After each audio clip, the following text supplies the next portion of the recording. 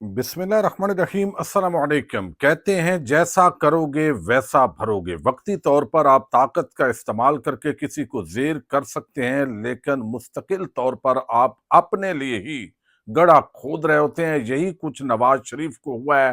नवाज शरीफ अब इररेलेवेंट होकर सियासी तौर पर रुसवा हो गए हैं और आज तहरीक इंसाफ को बड़ी अच्छी खबर मिली है। जस्टिस मंसूर अली शाह ने आज कमाल कर दिखाया है।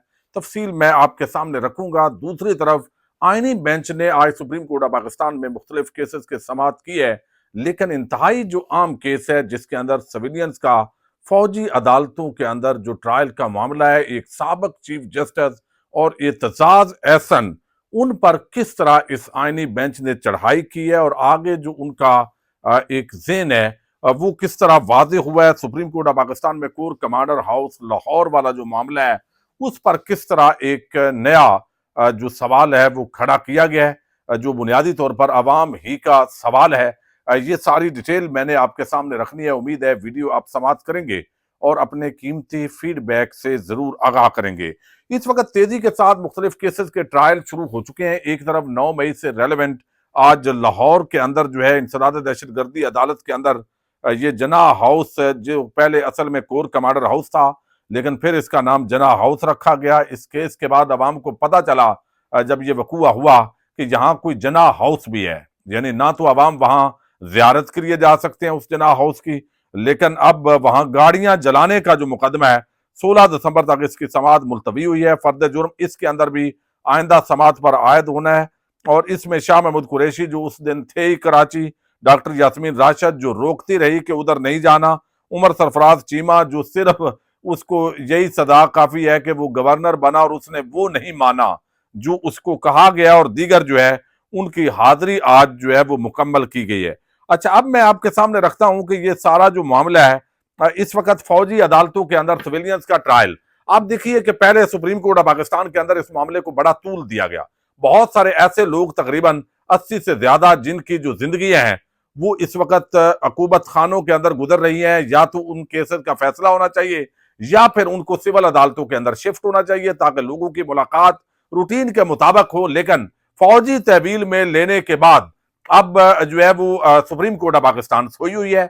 अब 26वीं आईनी तरमीम के बाद अगरचे आईनी बेंच वजूद पजीर हुए हैं, लेकिन ये भी किसी मंतकी अंजाम की तरफ पहुंचाते दिखाई नहीं दे रहे। लेकिन ऐसे लगता है कि ये तो एक नया किस्म का जो मामला है, एक आईनी bench with in the court, एक नई कोर्ट कायम करके, तो उनका काम ही झाड़ना है, उनका काम ही लोगों को जो है वो इस तरीके से बात करनी है कि जैसे वो कहते हैं ना, किसी को बहुत बड़ा इख्तियार मिल जाए तो फिर वो उसका जो है ना वो इजहार करता है जिसकी पहले उसको तवक्को नहीं होती। तो वो बर्तन में जब ज्यादा डल जाता है तो कई मरतबा हाजमा खराब भी हो जाता है। अब ये नेचर है। अब आज जो है वो ये साबिक चीफ जस्टिस हैं जवाद एस खाजा, उन्होंने ये दरखास्त दायर की थी और दरखास्त ये थी कि 26वीं आईनी तरमीम के फैसले तक इस केस की समाअत मुअख्खर करने की दरखास्त की गई, जिस पर जस्टिस जमाल मंदोखेल ने कहा कि आपका कोई प्यारा जेर हिरासत नहीं, इसलिए ताखीर चाहते हैं। अगर अदालत का दायरा इख्तियार तस्लीम नहीं करते तो यहां से चले जाएं। यानी ये आप जो है ना, उन्होंने कहा जी आपका ये दायरा इख्तियार नहीं है, ये पहले नहीं होता था। और ये कादी साहब की जो बाकियात है ये सिर्फ वही इस तरह के जुमले बोलती हैं। इससे पहले जो जस्टिस सरदार जो है वो तारक मसूद थे, जिनको बाद में काजी साहब एडहाक जज के तौर पर सुप्रीम कोर्ट में छोड़ के गए, वो भी उन्होंने जब बुनियादी हकूक का मामला था तो उस केस के अंदर बड़ा तारीखी जुमला बोला था उस शख्स ने कि पता नहीं ये बुनियादी हकूक हमें कहां लेके जाएंगे। यानी इस कुमाश का जज जो है वो जज की कुर्सी पे असूलन बैठने का रवादार नहीं होना चाहिए। जो बुनियादी इंसानी हकूक अगर देने नहीं है तो आपको पालने की इस कौम को क्या जरूरत है भाई। सवाल बड़ा सादा है। अब दरखास्त गुजार के जो वकील हैं इत्तेजाज एहसन इनके वकील हैं और उन्होंने कहा कि आईनी तरमीम कलदम हुई तो इसके तहत होने वाले फैसले भी खत्म हो जाएंगे, जिस पर जस्टिस मोहम्मद अली मदर ने रिमार्क दिया कि फैसलों को हमेशा तहफ्फुज हासिल होता है। जस्टिस जमाल बंदोखेल ने इस पर रिमार्क देते हुए कहा कि सुप्रीम कोर्ट आईनी तरमीम के तहत ही काम कर रही है, जो भी बेंच बन रहे हैं तरमीम के तहत ही बन रहे हैं। आईनी तरमीम का मुकदमा भी तरमीम के तहत बनने वाला बेंच ही सुनेगा।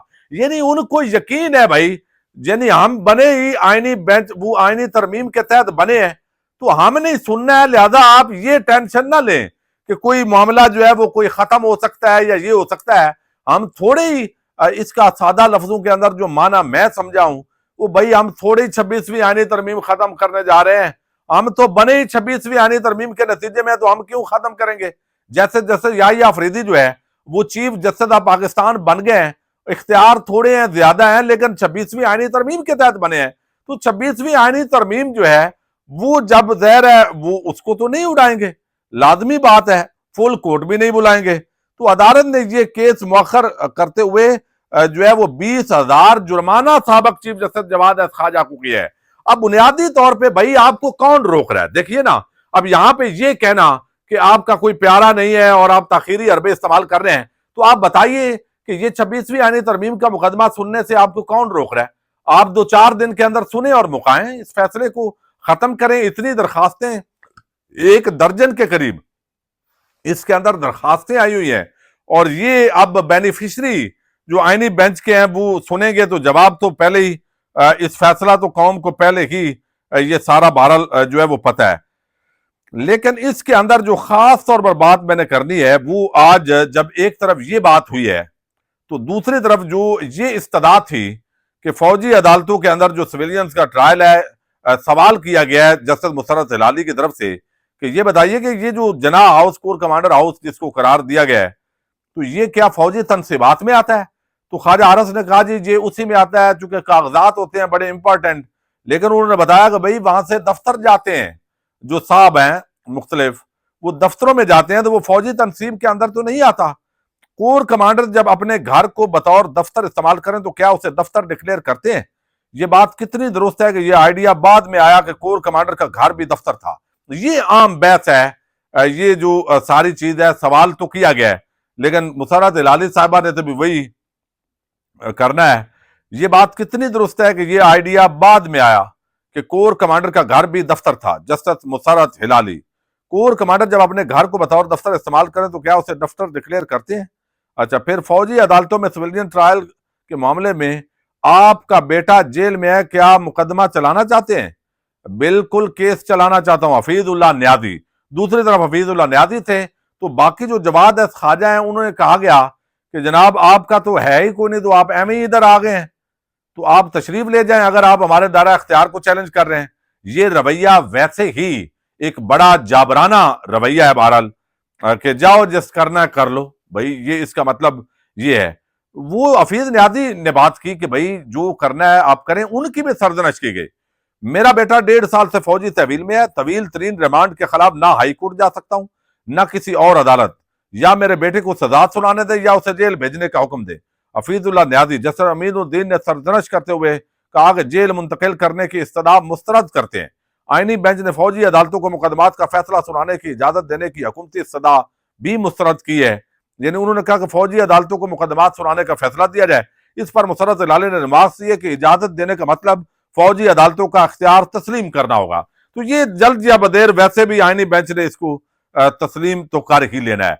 तो ये आज जो है वो कोर कमांडर हाउस को दफ्तर डिक्लेयर करना, इस पर बड़ा आम सवाल उठाया गया है, और जिसको बाद में जना हाउस भी बताया गया कौम को।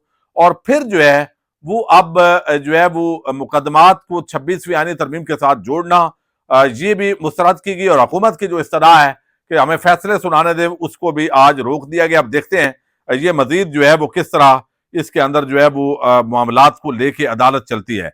लेकिन सबसे जो बड़ी बात है वो 2 सीटें ऐसी थी तहरीक इंसाफ की, जो लोग तहरीक इंसाफ की हमायत के साथ जीते, लेकिन जबरदस्ती उनको दूसरी पार्टियों में शामिल कर दिया गया। एक चौधरी अलियास, उनका ताल्लुक गुजरात से है, लेकिन बाद अज़ां वो खुद ही उन पर सवालात उठे, लेकिन जितना भी दबाव था बहरहाल वो सीट जो है वो वापस काफ लीग ने कहा इसको डी सीट करें। दूसरी तरफ जो है आदल बदाई, बलूचिस्तान से ताल्लुक है, वो पीटीआई की हमायत से जीता है, उसको जबरदस्ती नून लीग का बना दिया गया है। अब इलेक्शन कमीशन ऑफ पाकिस्तान के अंदर मामला गया, और इलेक्शन कमीशन ऑफ पाकिस्तान, आपको इल्म है इस वक्त एक उसका जो किरदार है वो बड़ा घनौना है, जो पाकिस्तान की तारीख के अंदर अमूमन इलेक्शन कमीशन बड़े बड़े आए हैं, लेकिन इस वक्त जो नंगा काम हुआ है इससे पहले इस तरह का नहीं हुआ। तो अब अदालतें इस वक्त सबसे बड़ा जो कौम का रोना है वो ये है कि भाई पहले ये होता था कि कोई जुल्म ज्यादती हो रही है किसी के खिलाफ, कोई इदारा किसी के खिलाफ नाजायज कर रहा है, कोई पुलिस उसके घरों की चादर चारदीवारी को तकद्दस को पमाल कर रही है, तो फिर कम से कम जो है वो अदालतों के पास लोग पहुंच जाते थे। और अब ऐसे लगता है कि अदालतों से आम आदमी को रिलीफ नहीं मिलना, यानी सिर्फ इस तरह के केसेस जिसमें अब ये इलेक्शन से रिलेटेड का केस था, तो इलेक्शन से जो रेलेवेंट केस है बुनियादी तौर पर ये आईनी नुक्ता नहीं था, ये रेगुलर अपील के तौर पर सुप्रीम कोर्ट ऑफ पाकिस्तान के अंदर पहुंचा। तो रेगुलर जो अपीलें हैं वो एक अच्छा जस्टिस आयशा मलिक, जस्टिस मंसूर अली शाह, अब इन्होंने इस केस को सुना है, जस्टिस अकील अब्बासी। तो ये इंडिपेंडेंट कानून पसंद आइन पसंद जजद है, ये काजी की बाकियात वाले जजद है नहीं। तो उन्होंने आइन के मुताबिक कानून के मुताबिक जो फैसला बनता था वो रिलीफ दिया। लेकिन सबसे बड़ी तो शर्मिंदगी की बात, रुसवाई की बात नवाज शरीफ के लिए है कि पहले आप अपनी फॉर्म 47 के तहत आप एमएनए की सीट बचाते हैं और फिर आप इतने गिर जाते हैं कि जो सीट आपकी पार्टी की नहीं है, बंदा बोल रहा है कि भाई उसका ताल्लुक है ही तहरीक इंसाफ का, वो उसकी हमायत के साथ आया है, और फिर आप उसको अपना बना के सिर्फ इसलिए कि आईनी तरमीम के अंदर वोट नहीं दिए। और आज आदल बदाई के जैसे नौजवान पाकिस्तान का सरमाया है, उन्होंने वोट नहीं दिया और उसका 1 अरब रुपए की प्रॉपर्टी उसने आज बताया कि उसको नुकसान पहुंचाया गया, प्लाजे गिराए गए हैं, बाकी कारोबार तबाह करना। ये यहां पे बताते हैं कि हम बड़ी बिजनेस ला रहे हैं, बैरून मुल्क से सरमायाकारी ला रहे हैं। जिन्होंने पहले सरमायाकारी की है, आपने सैकड़ों लोगों को बेरोजगार किया सिर्फ इसलिए कि उनकी रोजी रोटी तहरीक इंसाफ के जो लोग थे उनके कारोबार से वाबस्ता थी। अब यहां पे जो है वो असेंबली के अंदर ये अपील की गई कि भाई मेरा ताल्लुक ही कोई नहीं है नून लीग से, और इलेक्शन कमीशन ने क्या किया है, तो किसी को असेंबली से बाहर निकालना मामूली कार्रवाई नहीं, लिहाजा हर पहलू पर देखना होगा। जस्टिस मंसूर अली शाह ये इसके मुकद्दर कि ये आइन पसंद और कानून पसंद जजेस जो है उनके साथ जो है वो खड़ा है। काजी की बाकियात के पास होता तो इसको इंसाफ नहीं मिलना था।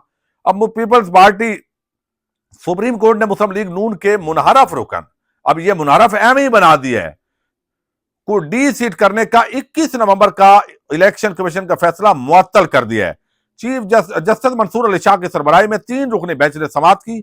जस्टिस अकील अब्बासी, जस्टिस आयशा मलिक भी 3 रुकनी बेंच का हिस्सा थी। अदालत ने मुस्लिम लीग नून के मुनहरफ रुकन आदल बादाई को डी सीट करने से मुताल्लिक इलेक्शन कमीशन का 21 नवंबर का फैसला कलअदम करार देते हुए केस की समाअत 12 दिसंबर तक मुलतवी कर दी है। दौरान समाअत आदल बादाई के वकील तैमूर असलम ने मखसूस नशिस्तों से मुताल्लिक फैसले का हवाला दिया। अच्छा, मखसूस नशिस्तों का जो फैसला दिया गया वो भी आज काफी उसके अंदर मुस्कुराहट के तबादले हुए हैं। जस्टिस मंसूर अली शाह ने मुस्कुराते हुए कहा कि मुकालमा किया वकील से कि क्या आपके वाकई मखसूस नशिस्तों के फैसले पर इन्हिसार करना चाहते हैं। जस्टिस अकील अब्बासी ने कहा अब तो वो कहते हैं तरमीम भी आ चुकी है।